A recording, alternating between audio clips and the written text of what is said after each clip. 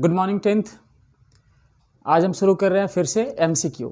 देखो एमसीक्यू जो टॉपिक है, क्वेश्चंस जो है, इसमें तो मल्टीपल चॉइस क्वेश्चंस ही रहते हैं। जैसा कि इसका हमने दो पिछले वीडियो में बताया, एक केस बेस्ड क्वेश्चन में किस प्रकार का क्वेश्चन आता है वो हमने बताया, और दूसरा कुछ एमसीक्यू हमने डिस्कस किया। तो उसका हम डिस्क्रिप्शन में लिंक दे रहे हैं, अगर आपने नहीं देखा तो आप वहाँ जाके देख सकते हो।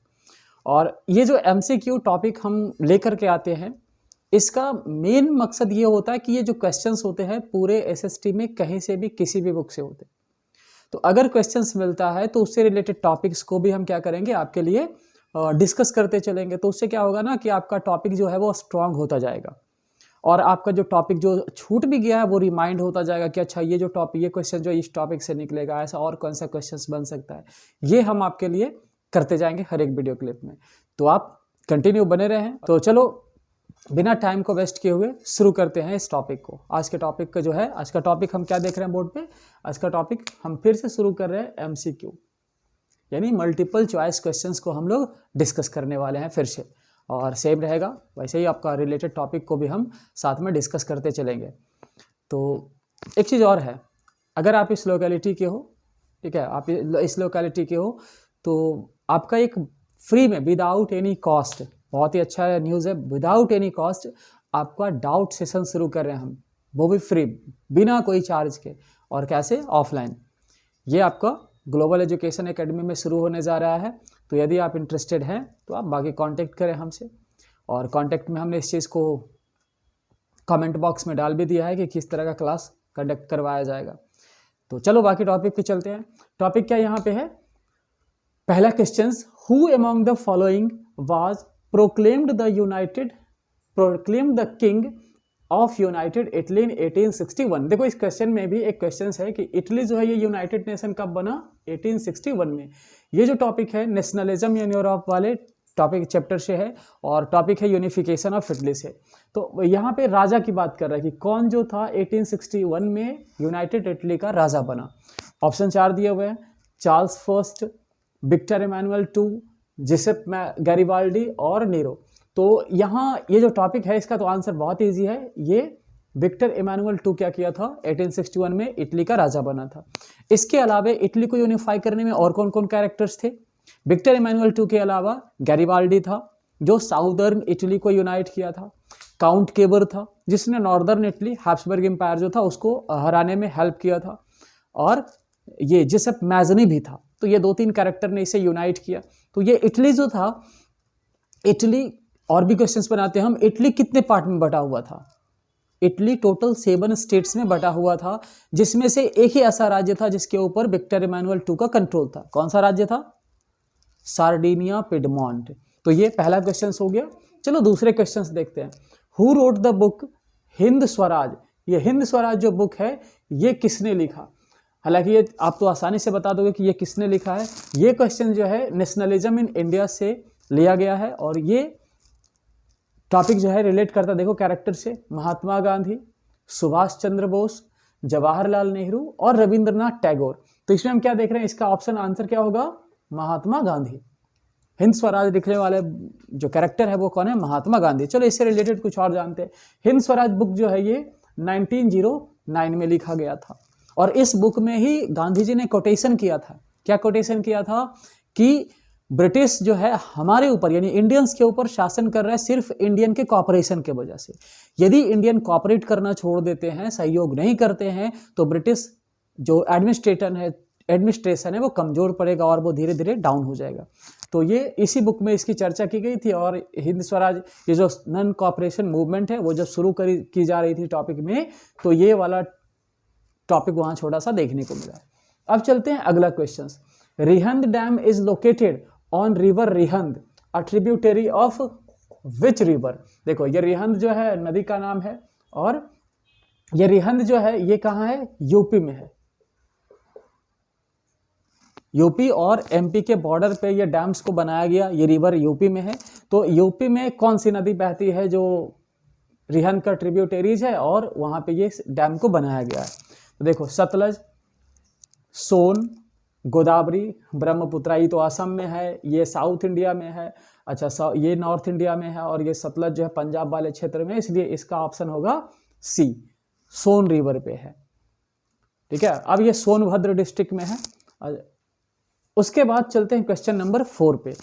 इन which of the following states is overgrazing, sorry यहाँ पे ओवरग्रोइंग नहीं होगा, वहां पे होगा ओवरग्रेजिंग।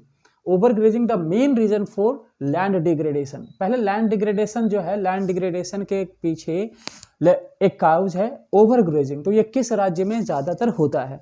तो पहले आप जान लो लैंड डिग्रेडेशन क्या होता है। डिक्रीजिंग या लो इन क्वालिटी ऑफ लैंड, जमीन की क्वालिटी जब कम होता है तो उसको हम डिग्रेडेशन कहते हैं। तो डिग्रेडेशन के बहुत सारे कारण हैं, डिफॉरेस्टेशन है, ओवर माइनिंग्स है, ओवर इरिगेशंस है, ओवर ग्रेजिंग्स हो गया जो अभी क्वेश्चंस में दिया हुआ है, कंस्ट्रक्शनल एक्टिविटीज हो सकता है। तो ये सब ओवर लैंड डिग्रेडेशन के काउज है। तो इसमें ओवर इरिगेशन का काउज कौन सा है? देखो महाराष्ट्र, पंजाब, हरियाणा या यूपी। देखो पंजाब और हरियाणा तो नहीं होगा क्योंकि यहाँ पे जो है ये यहाँ पे ओवर इरिगेशंस वाले टर्म को अडॉप्ट किया जाता है, इसके वजह से यहाँ पे लैंड डिग्रेड होता है। यूपी में भी सेम चीजें हैं। तो यहाँ पे ओवर ग्रेजिंग कहाँ ज्यादा होगा? महाराष्ट्र के अंदर। अब चलते अगले टॉपिक पे। डिस्पाइट द कॉन्स्टिट्यूशनल प्रोहिबिशन, मतलब कॉन्स्टिट्यूशन के रोक लगाने के बावजूद भी the evil of blank has not completely ended, मतलब कॉन्स्टिट्यूशन प्रोहिबिट लगा दिया उसके बावजूद भी कौन सा ऐसा मतलब प्रॉब्लम्स है, कौन सा ऐसा अभी एविल है सोसाइटी का जो अभी परमानेंटली कंप्लीटली खत्म नहीं हुआ है। अब ये टॉपिक कहाँ से आया? ये जेंडर रिलीजन कास्ट वाले सिविक्स के चैप्टर से है, वहां से निकला है ये। तो इसमें देखो कौन सा टर्म होगा यहाँ पे? Untouchability, illiteracy, social demarcation and illegal trade. तो ये सब, तो ये जो सब चीजें हैं ये सब भी है, लेकिन मेजर रूप से सोशल एविल की बात कर रहा है तो इसमें किसका जाएगा?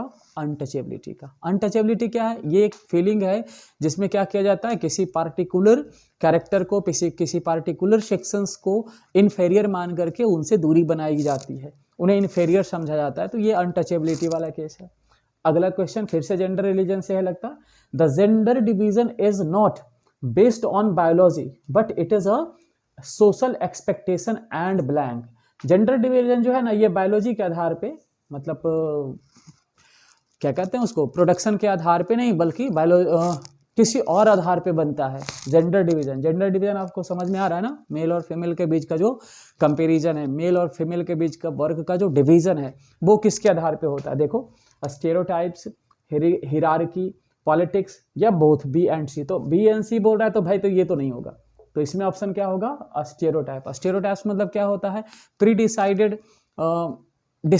डिसाइडेड डिसीजन अबाउट समथिंग, मतलब किसी चीज के बारे में पहले से पूर्व निर्धारित योजना बना लेना कि ये ऐसा होगा। तो ये स्टेरियोटाइप इसको हम कहते हैं। तो यहाँ पे हम देख रहे हैं अभी टोटल 6 क्वेश्चन डिस्कस हुआ। 6 क्वेश्चंस में बहुत सारे छोटे छोटे टॉपिक्स भी रिलेटेड हमने बताया। अब चलते हैं आगे। फिर से लिखना पड़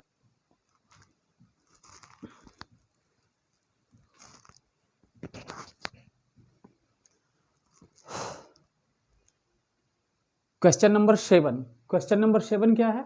resources that are found in a region but have not utilized are called. Resource जो किसी क्षेत्र में पाया जाता हो बट यूज नहीं किया जाता हो उसे कौन सा रिसोर्स कहते हैं? तो चलो ऑप्शन भी देखें। पहला ऑप्शन है रीन्यूएबल रिसोर्स। रीन्यूएबल रिसोर्स क्या होता है? जो मैकेनिकली, केमिकली, फिजिकली या बायोलॉजिकली किसी भी प्रोसेस से बार बार क्या हो? रिन्यू हो। डेवलप्ड क्या होता है? जिसका क्वालिटी क्वांटिटी हम जानते हो, यूज कर रहे हो। ये रिन्यूएबल जो है ये एग्जॉस्टिबिलिटी के आधार पे होता है। डेवलप्ड जो है ये किसके आधार पे होता है? ये होता है स्टेटस ऑफ डेवलपमेंट के आधार पे। उसके बाद नेशनल, ये ऑनरशिप के आधार पे, जो कंट्री के अंदर आता है जिसके ऊपर किसी एक कंट्री का कंट्रोल हो। और लास्ट पोटेंशियल, ये भी होता है किसके आधार पे? डेवलपमेंट, स्टेटस ऑफ डेवलपमेंट के आधार पे। तो ये तो नहीं होगा, ये भी नहीं होगा, ये होगा आपका पोटेंशियल, मतलब ऐसा रिसोर्स जो किसी क्षेत्र में पाया जाए बट यूज बहुत नहीं किया जाए, उसको हम कौन सा रिसोर्स कहेंगे? पोटेंशियल रिसोर्स कहेंगे।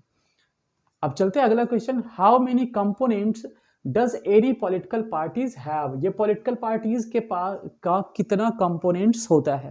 पॉलिटिकल पार्टीज क्या होता है? A group of people who come together to contest election. लोगों का ऐसा ग्रुप जो इलेक्शन कॉन्टेस्ट करने के लिए कंबाइन होते हो, सरकार बनाते हो, उसको हम कहते हैं पॉलिटिकल पार्टीज। तो पॉलिटिकल पार्टीज के कितने कंपोनेंट्स होते हैं, देखो कितना होता है, 2, 4, 3 या 5। इसका होगा ऑप्शन 3 होता है। कौन कौन होता है, एक्टिव मेंबर्स होता है, फॉलोअर्स होता है और लीडर्स होता है। 3 कंपोनेंट, इन तीनों को कहा जाता है पॉलिटिकल पार्टीज का। Question number next, which is the official language, ध्यान दीजिएगा, official language of Sri Lanka. Sri Lanka का ऑफिशियल लैंग्वेज कौन सा है, Sinhala and Tamil, Sinhala, option C Tamil, option D all. ऐसे तो ये सब लैंग्वेज श्रीलंका का ही है, बट यहाँ पे क्या पूछ रहा है, ऑफिशियल लैंग्वेज। ऑफिशियल लैंग्वेज में कौन आ जाएगा, सिन्हाला, क्योंकि इनकी मेजोरिटी, इनकी संख्या वहाँ ज़्यादा थी। तो सिन्हाला ऑफिशियल लैंग्वेज कब बनता है श्रीलंका के अंदर, 1956 में एक एक्ट पास हुआ होता है और उसके तहत क्या किया जाता है, इस लैंग्वेज को वहाँ का ऑफिशियल लैंग्वेज बनाया जाता है। इसके साथ साथ वहाँ फोस्टर बुद्धिज्म को वहाँ का ऑफिशियल रिलीजन भी घोषित किया जाता है। फिर question number 10, development of a country can generally be determined by, किसी भी कंट्री का जो डेवलपमेंट होता है वो किस चीज़ से डिटरमाइन किया जाता है। तो देखें option A, it's per capita income, मतलब पर कैपिटा इनकम के आधार पे। पर कैपिटा इनकम बताए थे किसी और क्वेश्चंस में, the total income of a country is divided by total population. दूसरा, its average literacy rate, literacy rate भी बताए थे हम कि literate person divided by total population. Health status of its people, country का पूरा हेल्दी पीपल की बात किया जा रहा है। और चौथा, ऑल। अब कौन सा होगा भाई, डेवलपमेंट को देखा जा रहा है, नॉट कंपैरिजन ऑफ कंट्रीज, तो यहाँ पे सब होगा। यहाँ ये सारा का सारा सही है, क्योंकि किसी भी कंट्री का डेवलपमेंटल स्टेटस इसी देश से, इन सब से देखा जाता है। अब उसके बाद चले, the loans extended by which of the following institutions come under the category of formal sector. Loan provide जो करता है उस वो सोर्स 2 प्रकार के होते हैं, सेक्टर्स होते हैं, फॉर्मल और इनफॉर्मल। फॉर्मल में बैंक्स और कोऑपरेटिव्स आता है, इनफॉर्मल में रिलेटिव्स और फ्रेंड्स आते हैं। तो यहाँ पे देखो ऑप्शन है कोऑपरेटिव्स, ये आपका किसकी बात कर रहा है, फॉर्मल का, तो फॉर्मल में ही आएगा, यही आएगा। दूसरा भी देख लें, B investor, C money lender, D all of this. तो ये सब इनफॉर्मल है, डी तो होगा ही नहीं, इसलिए इसका क्या होगा, कोऑपरेटिव्स होगा। अच्छा, फॉर्मल सेक्टर जो होता है उसको कौन कंट्रोल करता है इंडिया के अंदर, reserve bank of India. Number 12, in which state Jawaharlal Nehru port located, किस राज्य में जवाहरलाल नेहरू पोर्ट लोकेटेड है। तो इंडिया में टोटल कितने पोर्ट्स हैं, मेजर पोर्ट्स, मेजर सी पोर्ट्स है 12। आपका गुजरात हो गया, महाराष्ट्र हो गया, गोवा हो गया, कर्नाटका हो गया, केरल हो गया, तमिलनाडु हो गया, हैदराबाद हो गया, आंध्र प्रदेश हो गया, उड़ीसा हो गया और कलकत्ता हो गया। तो इन सब में 2-2 है, कुछ किसी में 2 है, किसी में 1 है। तो इनमें पूछ रहा है कि कौन सा महाराष्ट्र में है। तो देखो यहाँ पे हाँ, जवाहरलाल नेहरू कौन से राज्य में, तो ये महाराष्ट्र में, उल्टा हम बोल दिए।